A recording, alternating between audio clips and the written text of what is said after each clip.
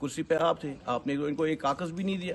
تو آپ کو میں اوپن چیلنج کرتا ہوں آج کی ڈیٹ میں, آپ نے یہ سیاست دکان ہے یہ بند کر لو, کیونکہ آپ اب وارڈ الیکشن بھی نہیں جیتنے جا رہے ہو. تو آپ کے لوگوں کی تو بات ہی نہیں, سیاست کی گولیاں یہ آپ بند کر لو کہ آپ کی لوگ جو ہے اصلیت جان چکے ہیں.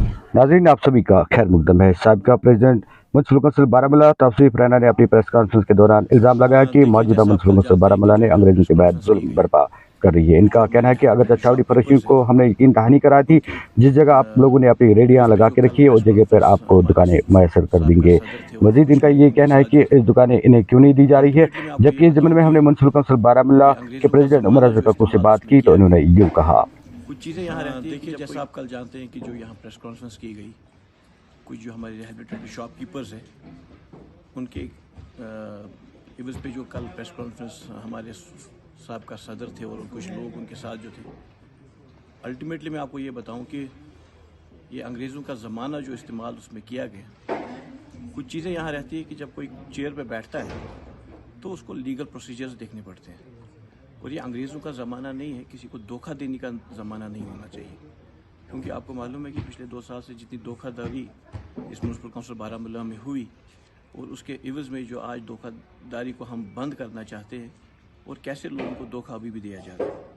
جہاں پہ ریہیبلیٹیشن آف شاپ کیپرز کی بات ہے, سب سے پہلی بات میں اس سابقہ صدر کو یہ بتاؤں کہ 2 سال آپ نے اگر اس پہ کارروائی کی تو آپ کو یہ ابھی تک معلوم نہیں ہے کہ یہ ریہیبلیٹیشن آف شاپ کیپرز کا مسئلہ تھا کہ ریہیبلیٹیشن آف اسٹریٹ وینڈرز کا ایشو تھا. اگر آپ نے شاپ کیپرز کو ریہیبلیٹیٹ کرنے کے لیے کچھ اسٹریٹ وینڈرز ہمارے جو ہے ڈسلوکیٹ ہوئے, تو آپ نے کیوں نہیں ان کو وہاں پہ کوئی کاغذ تھرو ڈائریکٹوریٹ ان سے اپروول لے کے ان کو اپروول دے دیا کہ نہیں جی جب ہم بنائیں گے تو آپ کو دیں گے. تو باتیں کرنے سے اچھا یہ ہے کہ کوئی پریکٹیکلی کوئی چیز اگر آپ کر لیتے تو وہ اچھا تھا. دوسری چیز آپ نے بتایا کہ ریزولوشن جو آپ نے پاس کرایا, کیا آپ مجھے اس ریزولوشن کی کاپی دے سکتے ہیں؟ کیونکہ یہ جو پلان تھا یہ ڈائریکٹوریٹ کی لیول پہ جو تھا, ان شاپ کی ڈسلوکیٹڈ شاپ کیپرز نے ڈائریکٹوریٹ لیول سے وہاں سے اس کو پروسیس کیا, اور وہاں سے ڈائریکٹوریٹ سے ہمیں اپروول آیا کہ ایک شاپنگ کمپلیکس بنایا جائے جہاں پہ ڈسلوکیٹڈ شاپ کیپرز کو ہے وہاں پہ ڈسلوکیٹ جو ہے ہوئے ہیں ان کو وہاں پہ ریہیبلیٹیٹ کیا جائے. اس کے بعد جو ہم نے ایک ریزولوشن جو ہم نے سائن کیا وہ یہ تھا کہ ہم ان کو فنڈنگ کہاں سے دیں. تو کم سے کم ان چیزوں کو کلیئر کیا جائے. پریس میں میڈیا میں آنے سے پہلے آپ تھوڑا سا اس میں ایک نالج گین کیا کریں, اس کے بعد میڈیا کے سامنے آپ فیس کیا کریں. اور جہاں تک آپ نے بات کی کہ میں نے کسی کو ڈینائی کیا, it's not about deny, it's about کی لیگلٹی. کہ لیگلٹی کیا ہے, جو الیگل طور سے کوئی دکان ہڑپ کرنا چاہتا ہے, کوئی بے بنیاد کاغذوں پہ دکان لینا چاہتا ہے, تو وہ تو پاسبل ہی نہیں ہے. جس کے پاس بھی لیگل ڈاکیومنٹس ہوں گے اور جو مستحق ہوگا اس کا ہم حق نہ کسی کو لینے دیں گے اور نہ ہی اس کے حق کو ہم کبھی بھی مسترد کریں گے. یہ میں آپ کے جانب سے آج ان تمام شاپ کیپرز کو بتا دینا چاہتا ہوں, جس کا حق ہوگا.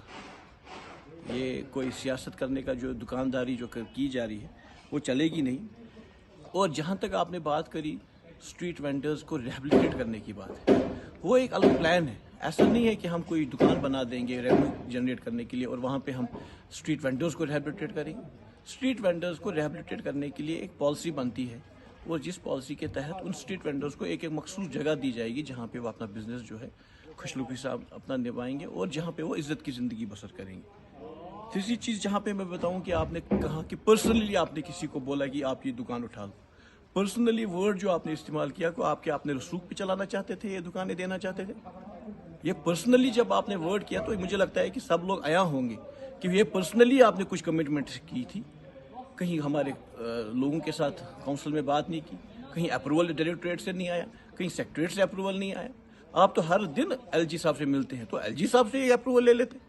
آپ تو بڑا لیڈر ہے, آپ کو خود کو آپ بڑا یوتھ لیڈر سمجھتے ہیں. اگر آپ یوتھ لیڈر ہے تو آپ ایک اپروول کی کاپی تو لے سکتے ہیں, ڈائریکٹ ایل جی صاحب سے ایک اپروول لے کے آتے تاکہ ہم ان سب لوگوں کو ریہیبلیٹیٹ کرتے. اور چوتھی بات, جہاں ووٹ ڈالنے اور نہ ڈالنے والی بات, مجھے لگتا ہے کہ کل آپ کی میڈیا بائٹ سے وہ لوگوں کو پتہ چل گیا کہ یہ بیچارے ان لوگوں کی پریشانیاں نہیں ہیں. یہ آپ چاہتے ہیں کہ جو الیکشن آنے والے ہیں کہ اس میں آپ کیسے اپنا وہ سکہ منوائے, اور آپ کا جو ایکسپیرینس آپ جو ہے پچھلے 2 سال سے جو آپ کی کارکردگی ہے وہ سب کچھ جو ہے ایکسپوز ہو چکی ہے. اب آپ کی جو سیاستی وہ دکان جو ہے وہ آپ खोखले दावों पे नहीं चलने वाली है। प्रैक्टिकली अगर आपने कोई काम किया होता तो शायद आपको लोग आज की डेट में आपको शायद कैंपेन करने की ज़रूरत भी नहीं होती। जैसे आप इस टाइम वार्ड टू वार्ड घूम रहे हो कि मैं किस वार्ड से इलेक्शन लड़ूं, आपको वार्ड नहीं मिल रहा है एक इलेक्शन लड़ने के लिए। तो बदकिस्मती का आलम यह है कि आप इन चीज़ों को प्रोवोक कर रहे हैं कि आप एक डिपार्टमेंट के खिलाफ कैसे आप सड़कों पे आओगे। ये धमकियाँ जो है ये अच्छी नहीं लगती। अगर आप मैच्योर पॉलिटिशियन हैं तो लीगली आप इनके लिए लड़ो। अगर लीगली इनका हक बनता होगा तो कोई नहीं खाएगा। कुर्सी पे आप थे, आपने तो इनको एक कागज़ भी नहीं दिया। तो आज की डेट में आप हाउ यू आर एक्सपेक्टिंग कि इनके साथ कोई नाइंसाफ़ी होगी। जो इंसाफ होगा, जो लीगली होगा वो इनके साथ होगा। और जो आपने ये सियासत दुकान है ये बंद कर लो, क्योंकि आप वार्ड इलेक्शन भी नहीं जीतने जा रहे हो। तो आपके लोगों की तो बात ही नहीं। तो आपको मैं ओपन चैलेंज करता हूँ आज की डेट में कि आप जो ये इन बेचारों को हमेशा आपने इख्तिसार किया, इनके शानों पे आपने ये गोलियां जो चलाई है, सियासत की गोलियां, ये आप बंद कर लो कि आपके लोग जो है असलियत जान चुके हैं। और मैं आपको एक एडवाइस कर रहा हूँ कि जो उमर बकरू बोलता है वो करके छोड़ता है। और दूसरी बात मैं आपको ये बताऊँ कि जो लीगल होगा वो उनको मिलेगा और जो इलीगल होगा उनको किसी भी हालत में नहीं मिल सकता।